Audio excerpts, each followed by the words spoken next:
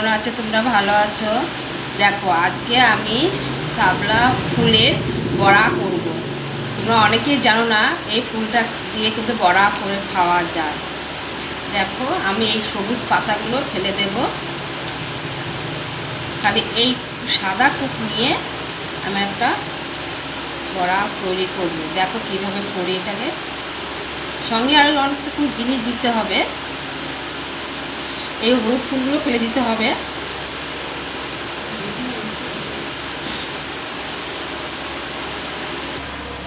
এইবার দেখো, আমি এই বেসনটার মধ্যে সামান্য পরিমাণ জলটা দেব। এবার আর সামান্য একটুখানি হলুদ দিতে হবে। তারপরে একটু খাবারের সোডা, মানে সামান্য একটু খাবারের সোডা দিতে হবে। একটু সামান্য পরিমাণ খাবারের সোডা দেওয়া হলো।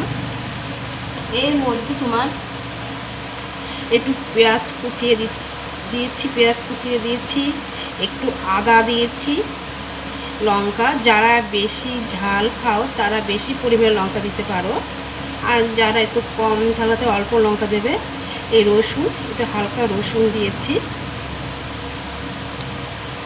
আর সামান্য পরিমাণে আলু কুচিয়ে দিয়েছি। কেন, শাপলা ফুলের পাতাগুলো শুধু তো মানে আলুটা দিলে একটু মাখা মাখা তৈরি হবে, একটু আলু দিয়েছি। তারপরে আমার এই যে শাপলা ফুলের পাতাগুলো আমি এখানটা দিয়েছি। এবার ভালো করে এটাকে ময়ম করতে হবে, যাতে ফুলের সঙ্গে বেসনগুলো লেগে যায়, বুঝেছো? ভালো করে এটাকে মাখতে হবে। একটু সামান্য পরিমাণ জল নিয়েছি, বেশি ঝোলা করবো না, একটু মাখা মাখা করবো, তাতে যেন গোল গোল টাইপের হয়। এই দেখো, আমি সুন্দর করে এবার মেখে নিয়েছি। বেশি মানে ঝোলাও করিনি আর বেশি শুকনো করিনি, সামান্য পরিমাণে। এই দেখো দলা দলা রয়েছে, মানে বেশি শুকনো করলে আবার হবে না, ভেতরে কাঁচা থাকবে, এই জন্য হালকাভাবে করেছি, ঠিক আছে? এবারে এটাকে গোল গোল করে আমি তেলে ছাড়বো। যেহেতু কড়াইতে আমি তেল গরম করতে দিয়েছি।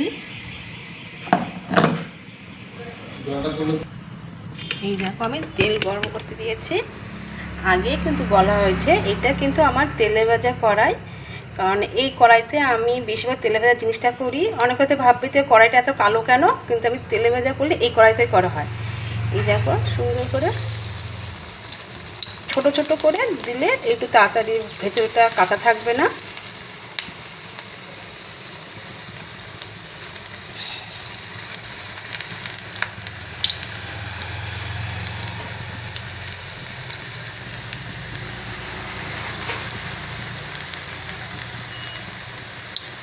বেশি দেবো না, নাহলে গায়ে লেগে যাবে।